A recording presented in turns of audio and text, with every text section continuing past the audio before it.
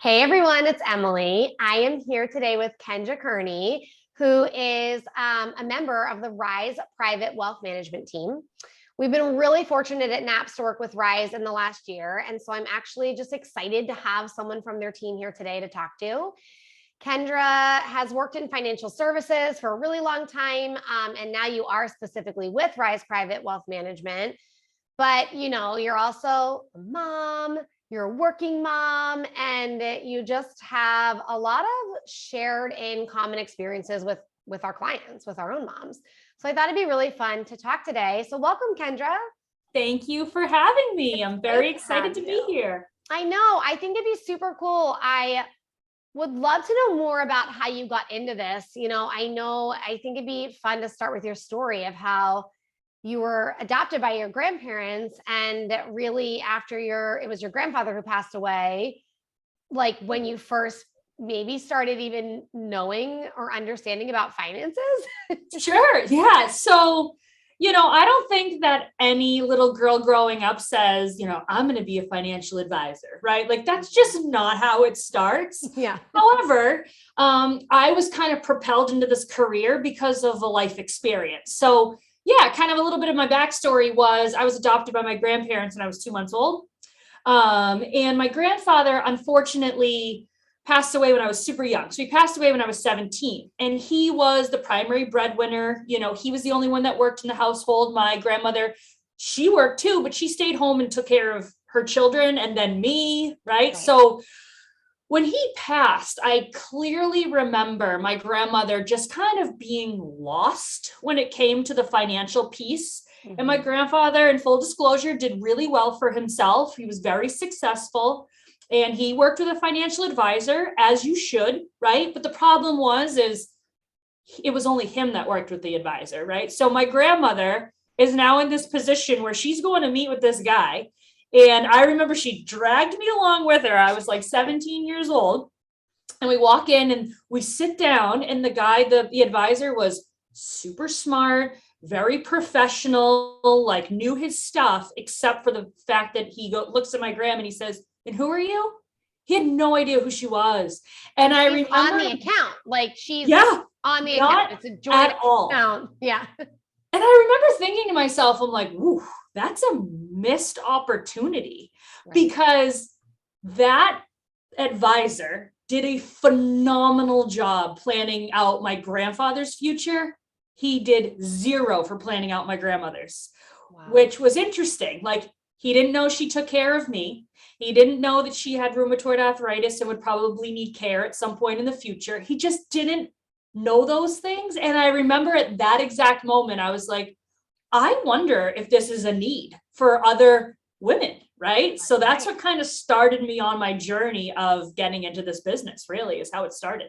I mean, and how overwhelming must that have been for your grandmother, right? Oh. Like all of a sudden, not only her husband is gone, but she is the caretaker of the home. She's working really hard on the home front with the kids. And all of a sudden, the person who knows everything and anything about the finances is gone. That must be really scary. Like, how do you even know where to access things or who to talk to?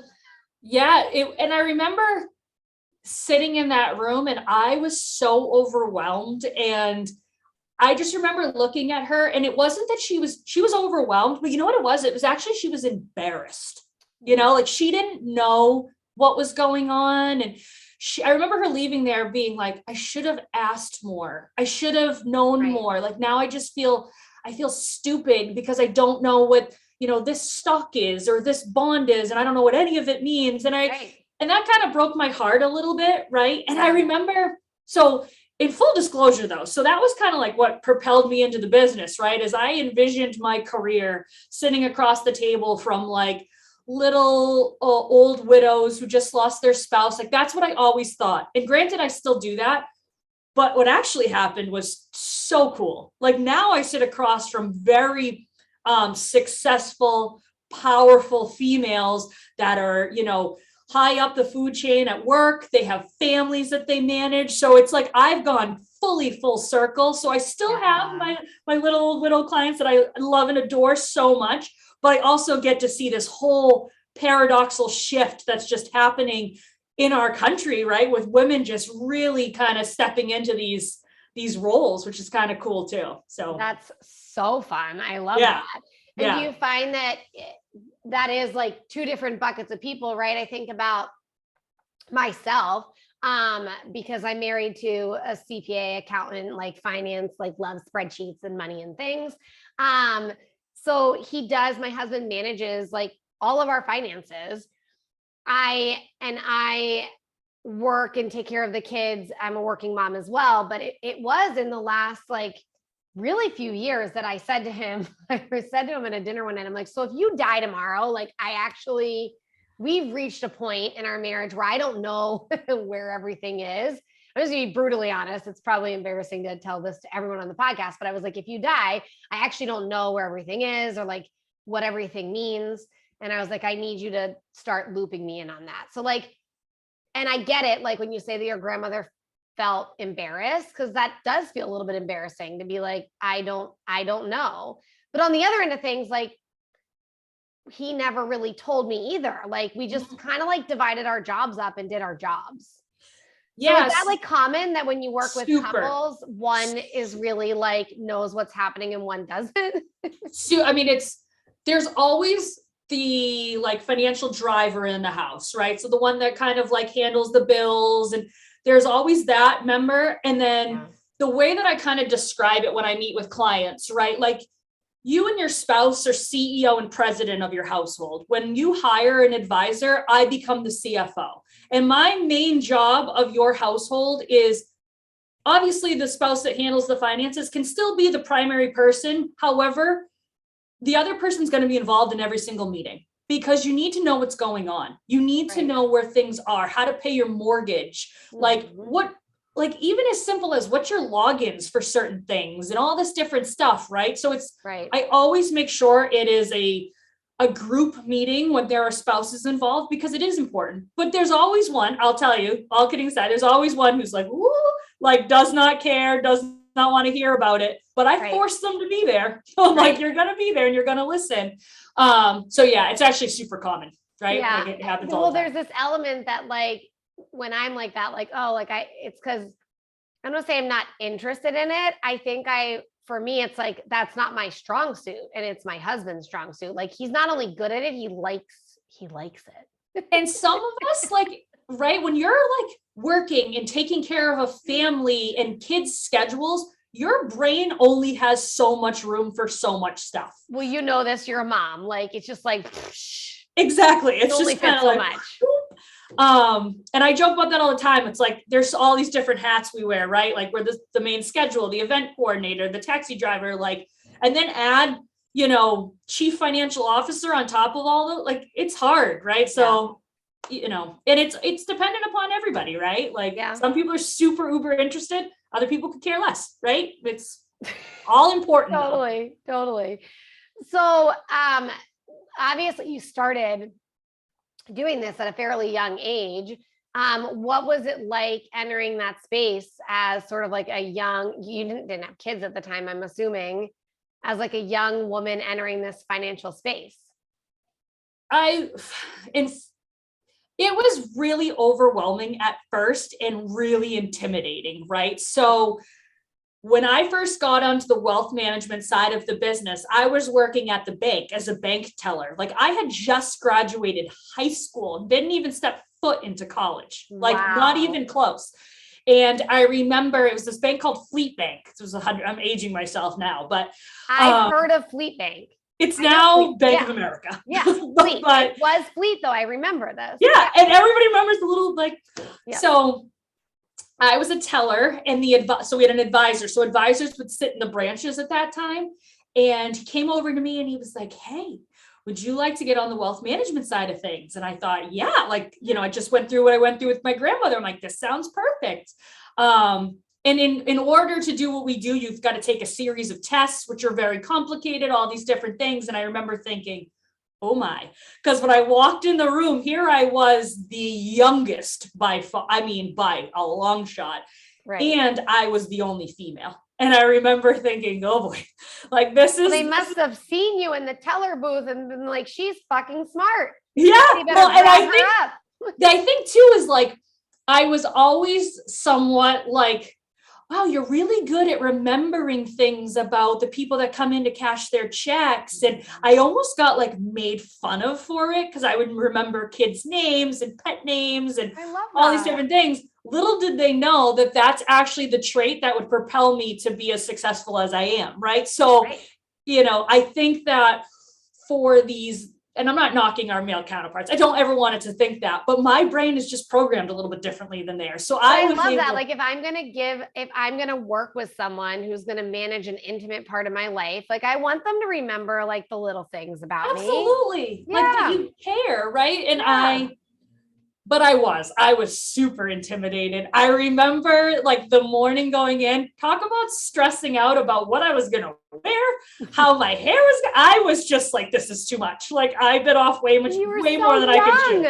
I was like, oh, wow. And then when I went to college, so I had already taken all my series exams, right? Passed them, everything was done. I went to college and I actually took college prep courses to take the series exams. And at the end of the course, the professor was like, wow, you really, you kind of know this stuff. And I was like, yeah, I actually already took these exams like a while ago. And he was like, no way. So I ended up just taking my degree in finance too, because I was like, oh, I'm here, so I might as well do it, right? Sure, why not? Oh my gosh. And so you do have kids. How old are your kids?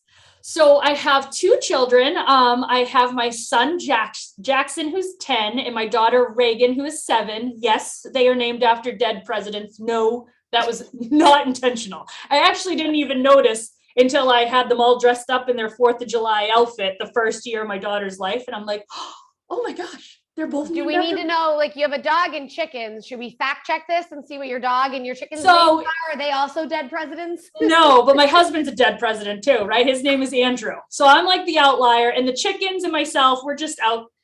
We don't really fit in. To be honest. Totally. I like that. Where were you in your career when you had kids? Yeah, so interesting. My son, oh gosh, it feels like yesterday, but it wasn't, right? So I was in a very transitional period in my career when I had Jackson. So I had started more on the administrative side of the business and was starting to move into the advisor space. And at that point in time, I had to make a decision for myself and for my family, which would make sense for us. And I actually elected to stay in my administrative role for a little bit longer, because when you're in the advisor role, and I shared this with you earlier, right? Like I love to be like intimately involved with my clients. I struggled at times to separate from their lives into mine, right? And I had to take time to really focus in. I was a new mom, knew nothing about being a mother, right? So I did take a little bit of time. We had known each other then, Kendra. And I remember I was like, I'm going to go get it. I'll be fine. I'm going to take on the world.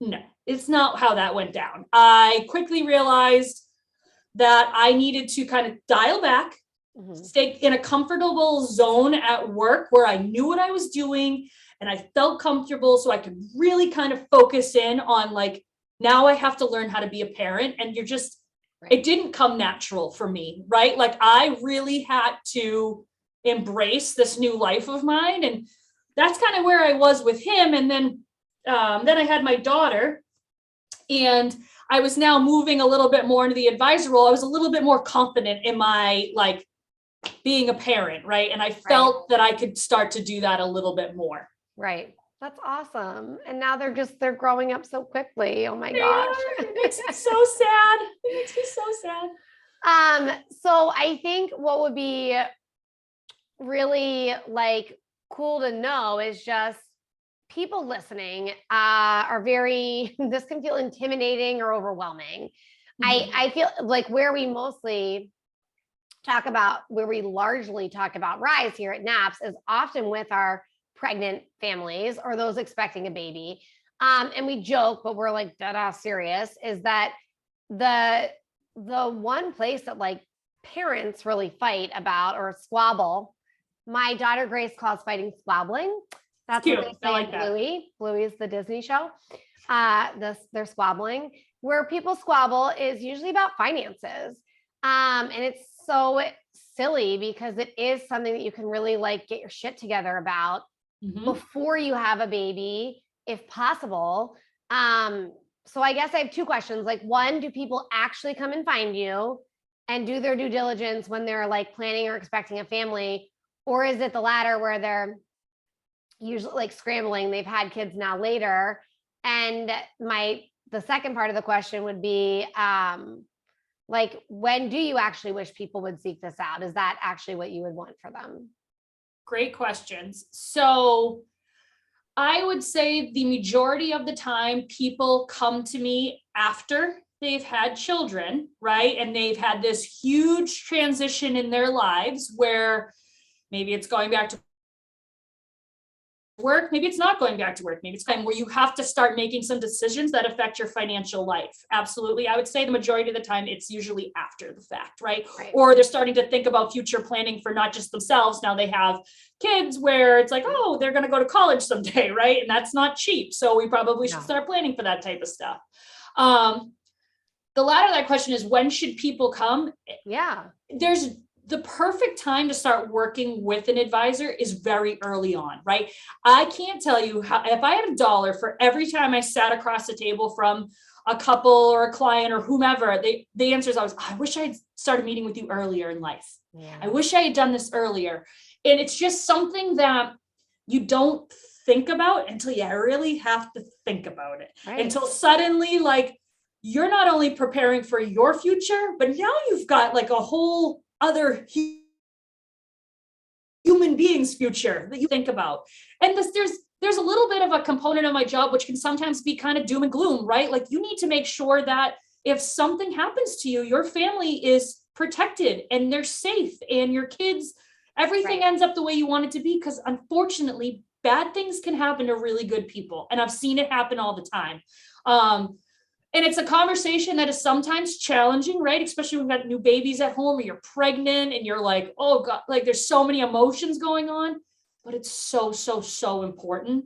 So I would say the earlier you start, the better you're going to be, because now you're ahead of the game a little bit versus like trying to catch up, right? And trying to like fix things as you go.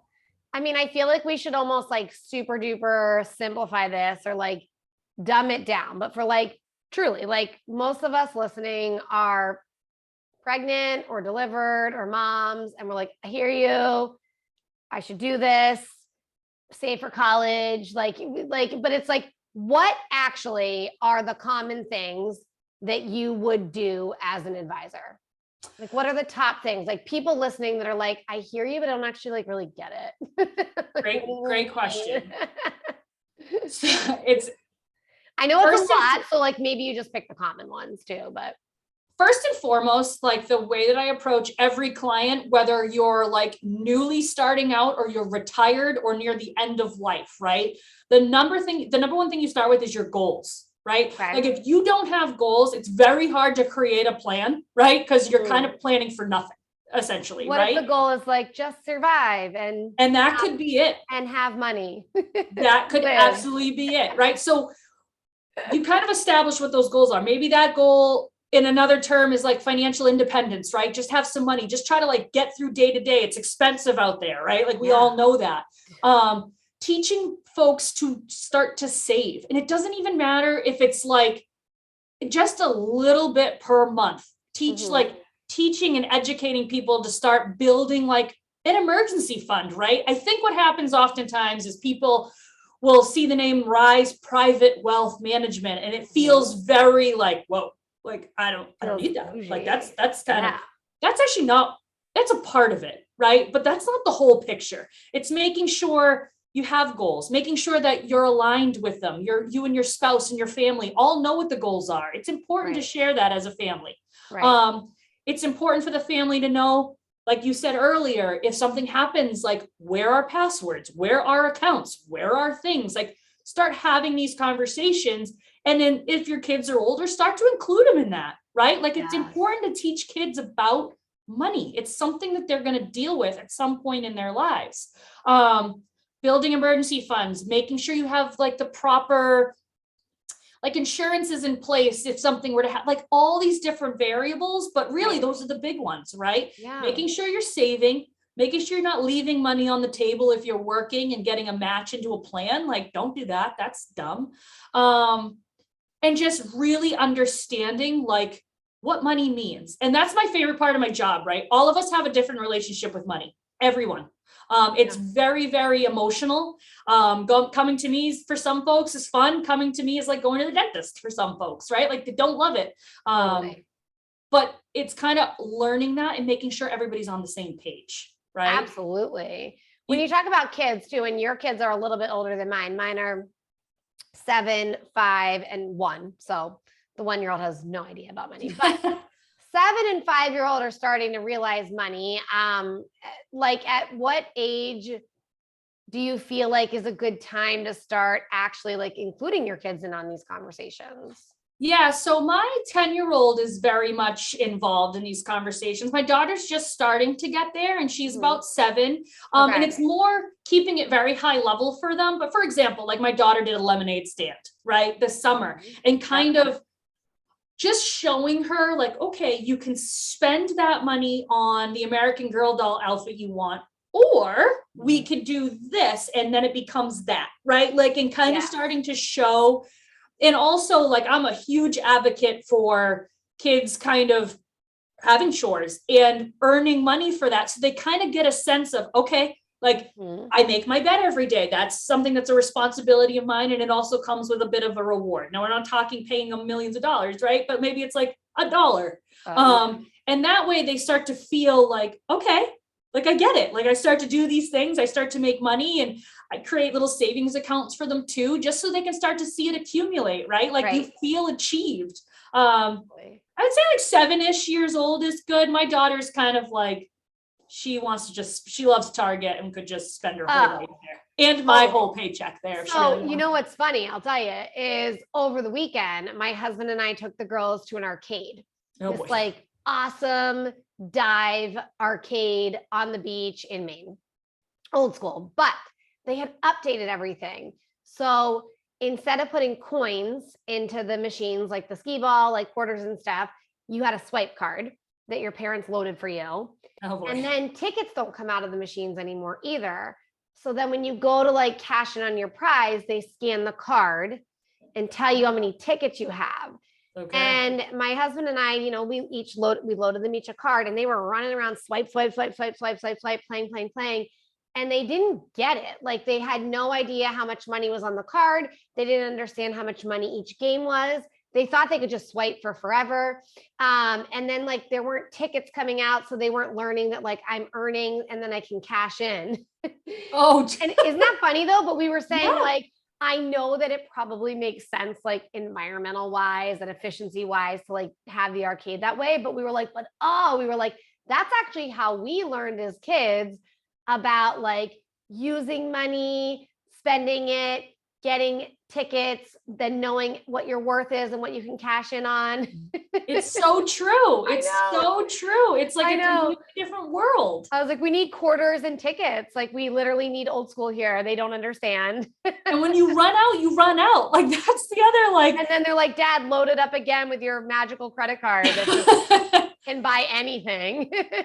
My daughter famously is always like, I'll take my mom's card. Like we'll be at like a concession stand. Mom, you've got that card thing. You can just, I'm like, that's not actually how it works. Yeah, like, that do you Target card understand? thing. So I'm a huge fan of like actual cash with young kids so that they can like see it, feel it, know what's going on. Cause I feel like you do, like you're saying, you kind of miss a little bit of that. Yeah. I think in my opinion, but. Oh my gosh, totally. And then for your people, like clients that are older, right? So for like your parents and stuff, these are conversations like you as a daughter or your husband as a son, like these are conversations you want to have with your parents too, right? Like you want to know hey, where are things at? Like, you don't need to tell me what you have. You don't need to be that like into it. Just let me know in case anything happens. That's a big one too for a lot of people. That's a really big one that I wouldn't have even thought of to ask about is like, you just need to know where some stuff is. Yeah. And it's as simple as, hey, do you guys have an estate plan done? They're probably gonna be like, why? Like, but it's important to know this stuff, right? What are you looking for? Yeah. What are you trying to say? but it's important to know like their situation too, right? And you don't need to be so in depth in the weeds, but at least high level know, because there's nothing more stressful when something is going on very significant in your life with family or what have you, and you're scrambling for dealing with finances. That's just a disaster. You just, especially if it's a loss or like it's just, you can't, it's that kind of stuff. You just don't have the mental, like physical, emotional ability really to take on. It's avoidable, right? Like it really is. It's one of those things where you want to not think about it, but you've got to think about it. It's one of those interesting. So once people start working with you, what's like the protocol here? Like once people get their shit organized and lined up, like how often do you check on it or make changes or touch base?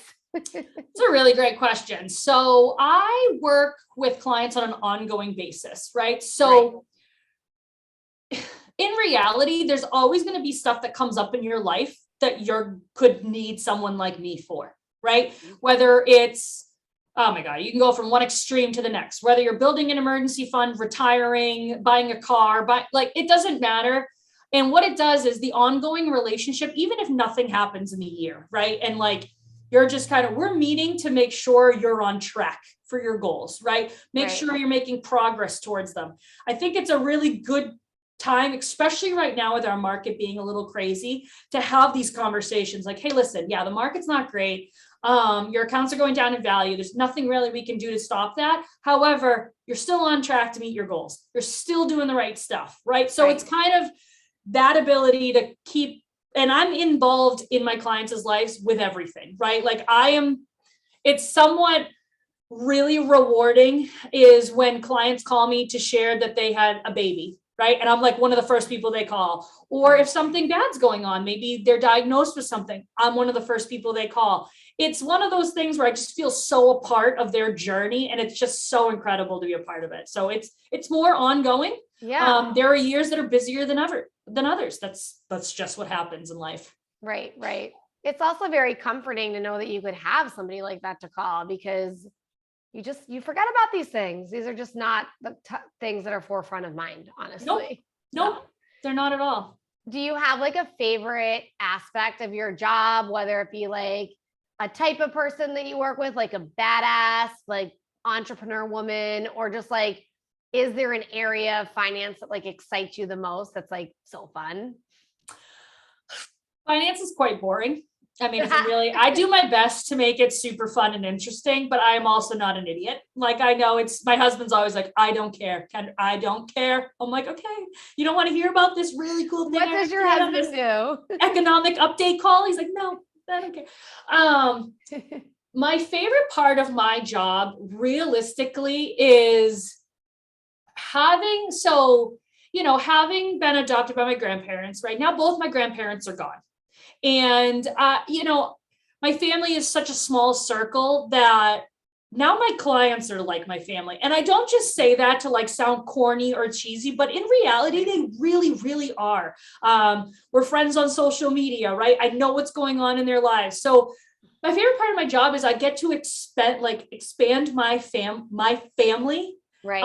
And I do it in a very different way, right? Like I'm involved in their lives and big things that happen, right? Babies, house, retirement, new jobs. Like I get to experience so many different experiences all the time, which is kind of fun and exciting, right? Like I'm not having any more kids, and now I get to experience it with clients, and it's still super fun, right? Like I still am so excited. I can't wait to like see pictures and all this different stuff. Like that part of my journey's over, but I'm still on it with other people, which is kind of cool.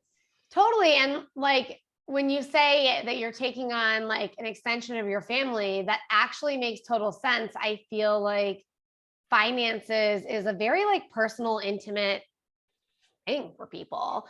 It is. And the other layer is we're talking about them in the context of having a new baby or making a will, like, or knowing what to do when your parents are gone. Like there's a lot of like emotional attachments to what's already very intimate and private for people. So it only makes sense actually that you would become close with them, and they would like feel like you're kind of like, you're that first call, like you're a part of their list, their people, their tribe. Yeah. Which is cool. It's just, it is really rewarding, right? Right. And I think it loses that sometimes in our industry, right? Like there is a stigma with like finance and financial advisors, and it's like any job, right? Like that exists everywhere. I feel like it's way more worse in my profession.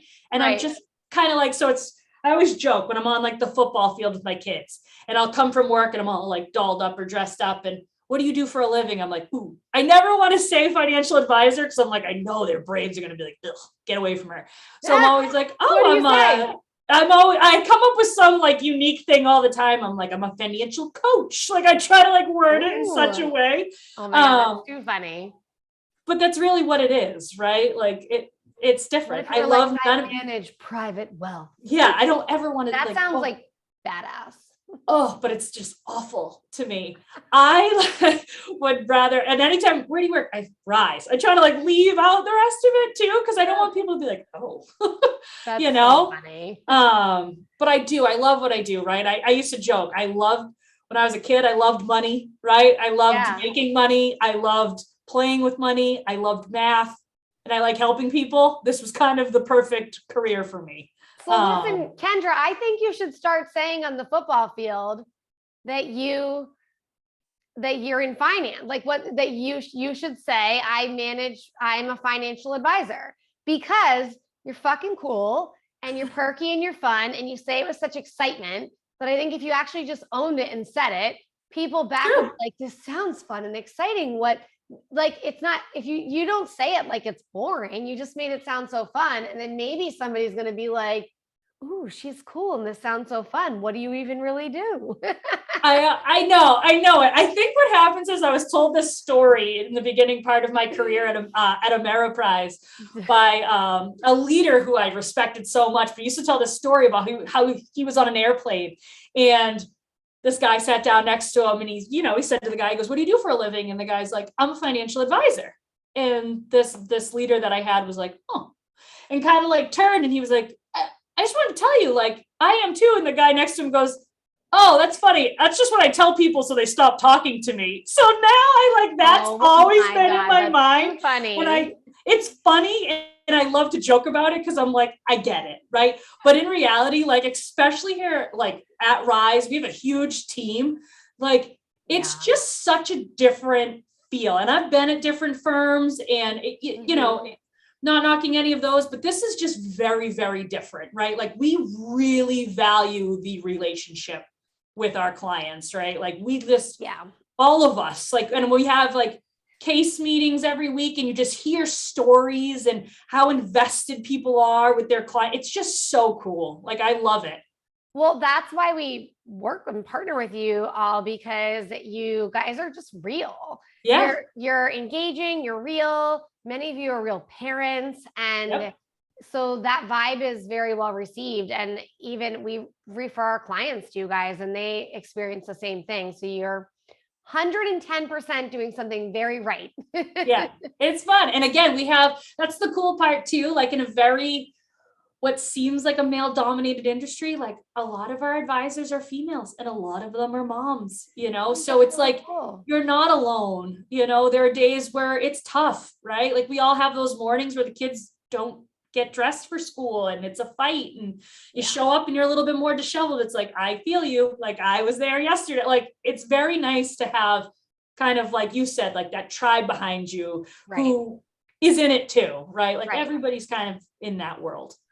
Also, we started with like the thought that like your grandma was probably felt embarrassed when she went in to meet with that advisor. And I think that knowing that when you show up at your company at Rise, because there's other women there and there's other moms, but also like parents, like and dads, like that, hopefully that, people wouldn't have to experience that feeling of like, exactly, like, because it is like showing up for the first time, like, okay, I haven't really done anything about this and now I'm going to, but knowing that you're just surrounded by people who like get it, Yeah, there's nothing to be embarrassed about, there's nothing.